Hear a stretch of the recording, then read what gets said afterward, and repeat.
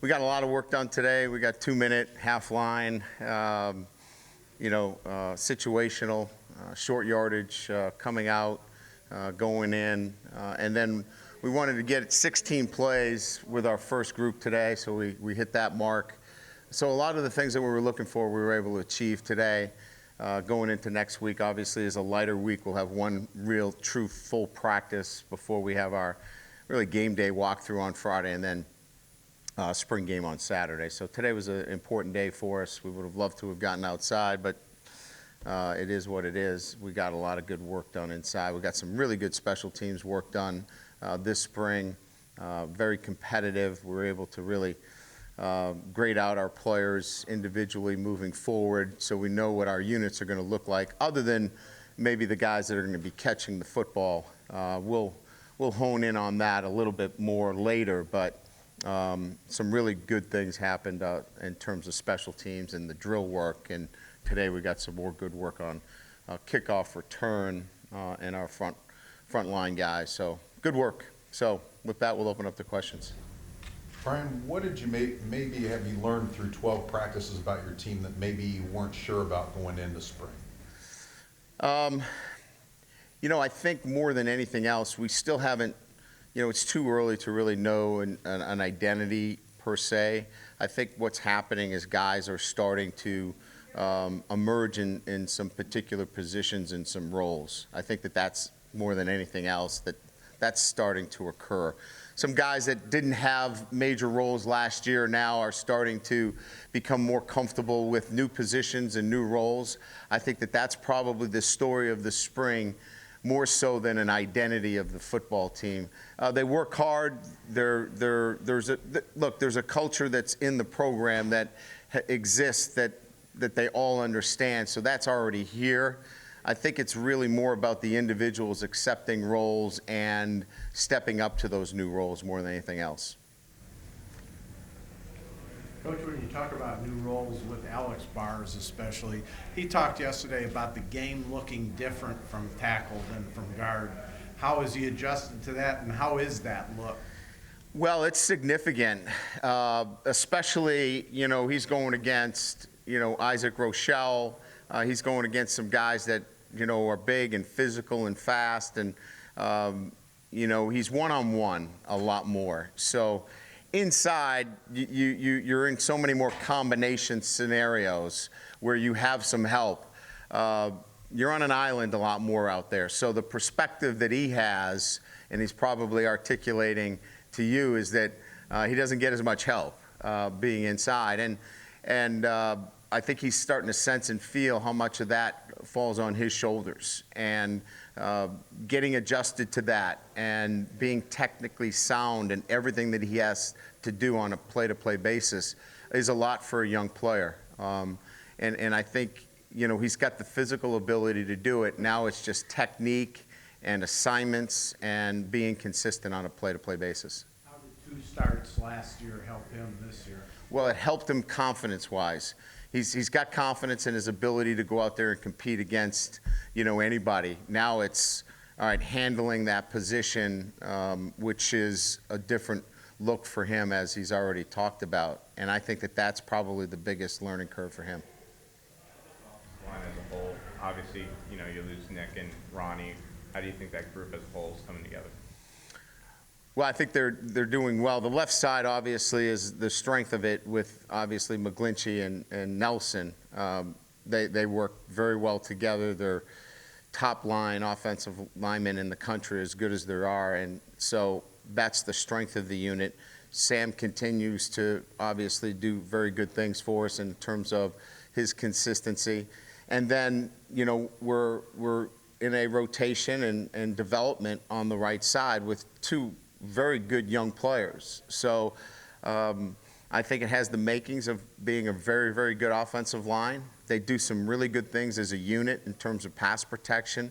Their communication is getting better every day. So I think it's work in progress, but one that is pretty exciting because we've got some talented players.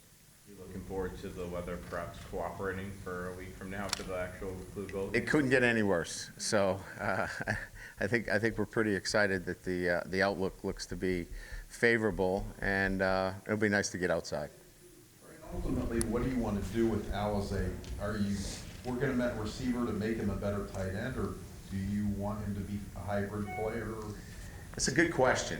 It really is. I think we're trying to find where he can best impact our football team against Texas. So is it a hybrid player? Is it a W receiver? Is it a tight end? I think it's apparent by what you saw today. He's a guy that can go down the field vertically. He can catch the football. He's got to be a little bit better and more consistent with his hands. There's no question about it. But he's a big target. He's physical and athletic, and he's a guy that we've got to try to find a role for him. He can't be in a rotation as the third tight end on the field. That's pretty clear. So I think really right now just finding a place where we can get him in and get him on the field because he's a talented player. I didn't see Andreas out there at least at the beginning. Did he pick up? Yeah, he something? strained he fell on his shoulder yesterday, and we just wanted to be careful. He was out there fully dressed. We just didn't want to put him in a contact situation today. He did all of his individual drills, but we wanted to make sure he was going to be good for next week. Not the shoulder that he hurt last year, but he fell on it Friday, and it's not even a first degree, but he was really sore, so we kept him out of contact today. And then do you have an update on Corey Robinson? Did he ever? No, he goes Tuesday. Yeah. Well, we're excited about it. You know, you come to Notre Dame to play, you know, in those primetime games. So we're excited about the national audience that we'll have, a great slot for a national game. And our guys are excited anytime that they get that kind of, you know, platform and audience for Notre Dame football. So we're excited about it. Do you get the sense that there's kind of a boost of energy with your guys, knowing that the blue and gold game is kind of getting a little bit closer and that there's an actual tangible, you know, thing? Oh, sure. I mean, after a while, you know, you're going into practice number 12 and 13 is on the horizon. And, you know, these guys are certainly looking forward to next week and wrapping up spring ball. And it's been physical. We've gone right up to the maximum contact days from an NCAA standpoint. And it's been a physical spring practice for us. And I know our guys have benefited from it, but I know they're looking forward to next week and the game, certainly. What do you get out of the blue gold game? What's the benefit of the game as a whole? Is it more so the atmosphere and playing in front of a crowd than anything else for the guys? What I like to get out of it more than anything else is to create a full game-like atmosphere from the pregame to being in the locker room. So for those guys that are now, as I mentioned to Eric, that we're elevating into those first-time roles of maybe being a starter, that they really get a taste of now you're that guy. You know, you were in that backup role before, but now let's go through this pregame and we're counting on you. So this game, you know, kind of really is that dress rehearsal for them to be in that role as the starter and go out there and be focused and be locked in. You're not a backup. You're not in a situation where you're going to be standing on the sideline. You're actually going to be competing. So I like that opportunity for them. And then I like the opportunity for them to go compete. We're really going to try to break this thing up into two teams. We don't want it to be offense versus defense. So we're going to be a little short in certain areas where we may have to have some guys play on both sides at times, but we're working hard to make this a blue versus gold opportunity. Brian, was today fairly difficult for Niles Morgan? Was this a step up for him as he sort of fits into those guys? Next Saturday will be a starter really for the first time. Yes and no. I think he's, there's not been a lot of talk about Niles Morgan, which is kind of interesting. Here's a guy that, didn't play much last year and stepped into the middle linebacker role. And, there's always a lot of talk about Coach Van Gorder's system, and it's so complicated, and, you got to communicate. And no one's really talked about Niles, and it's because Niles has been that good this spring. He's gotten our defense lined up effortlessly. There's been great communication, and he's played extremely well at that position. And I think a lot of it has to do with how hard he works at the game. It's really, really important to him. Certainly his first 2 years here have helped him immensely in terms of learning the defense. But I think my point being is that we haven't talked a lot about him is because he has been really good this spring in running our defense from that position. Sort of transition James from Sam to Will in your sub packages, how long has that sort of been on the table? And what Pete, I wouldn't read too much into, other than the Mike linebacker position, those other guys right now, because we're so shorthanded. We're trying to make some things work. What we want is to be able to play some nickel, and to do that and to function. We don't want to put too much on Asmar, Bilal. And so some of it is a function of trying to get some guys in position and we don't blow them up with too much information. We can do that with James and lay a lot more on James than some of the other guys. Last year you had such a veteran team, and in August you even mentioned you could have selected 10 captains if Yeah. you wanted to. Who is emerging in the leadership capacities this spring, and do you see it having as large a volume of leaders as you did last year? I don't know that we've really attacked that point of this group yet in terms of focusing on, who the leaders are. We're still developing so many other pieces of this football team, but there are some guys that have naturally stepped in front. Mike McGlinchey offensively, Torrey Hunter, the quarterbacks lead naturally, just by virtue of who they are. To just name a few, Isaac Rochelle, has done a great job. James Onawalu. Those guys lead just by their character and who they are on a day-to-day basis. When we get to that segment, we'll focus a little bit more on them in particular and putting them out front, but we're not at that point where we really need to focus on developing those guys. I think they'll come out naturally. Right, what do you need to see from your safety position over the summer? What improvement do you want to see, or what's kind of the goal there? We're going to have a lot of young guys that'll be competing in there. So, getting them into some of the OTAs in June, some film study, picking up the defense will be important for us. I think just the continued progression that we're on, I think, Max has done some good things in the past week or two that we're really pleased with. Hope that trend continues.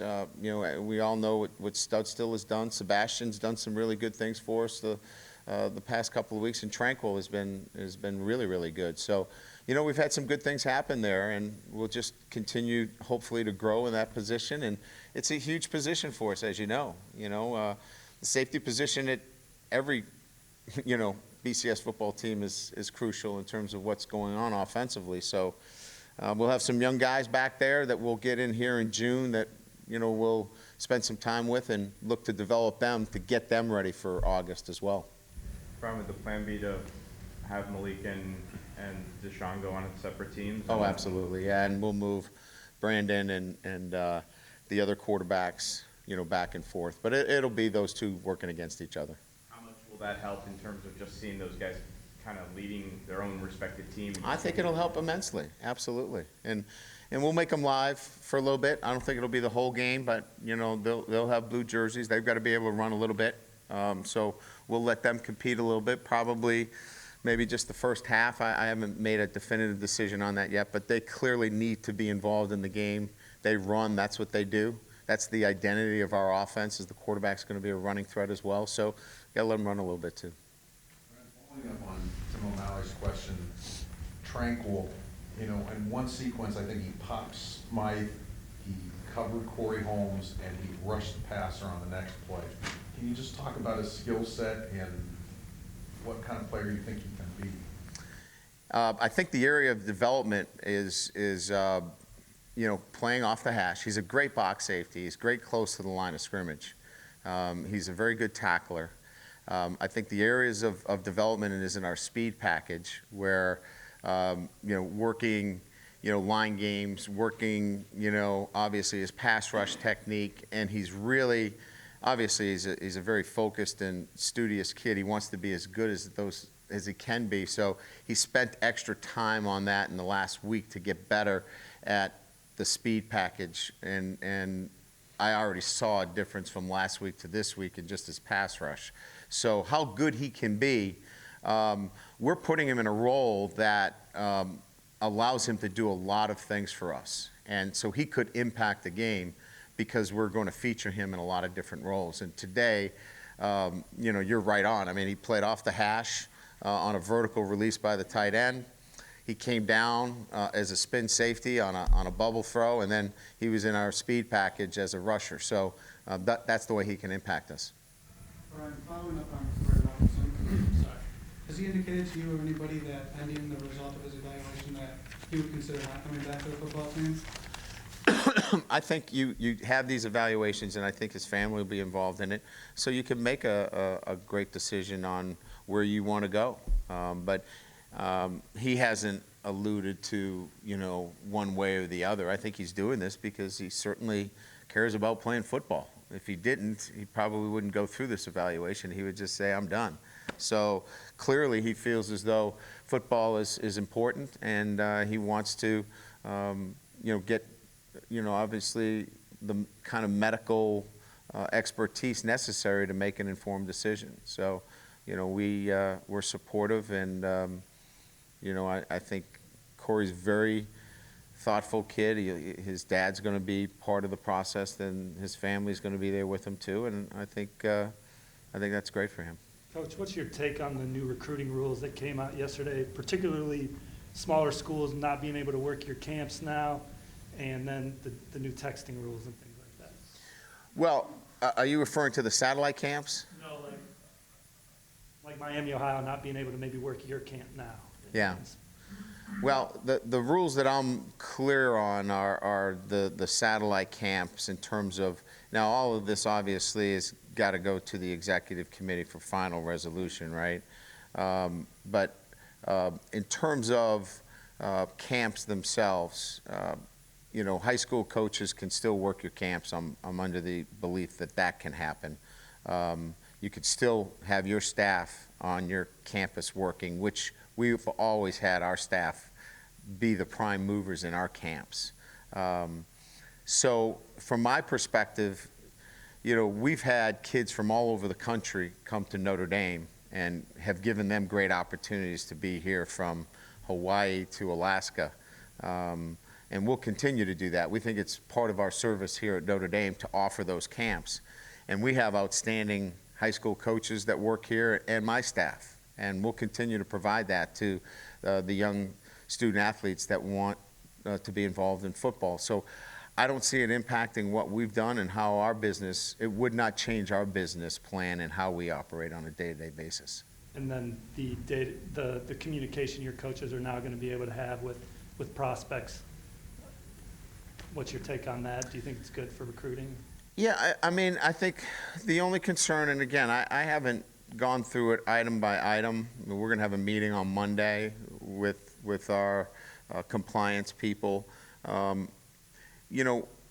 We feel like, the correspondence is one that if it can be blocked by the student athlete, we've always preferred that instead of the inability to block that communication, because you can be inundated, and if you don't want to hear from somebody, Twitter's a great example of being able to block off correspondence if you don't want it, and email sometimes becomes a little bit more difficult. So as I get more informed on that legislation, I'll probably have a better response, but we were pretty good with where the communication was at this point, and I'll see after I read that in more depth before I give you a final answer.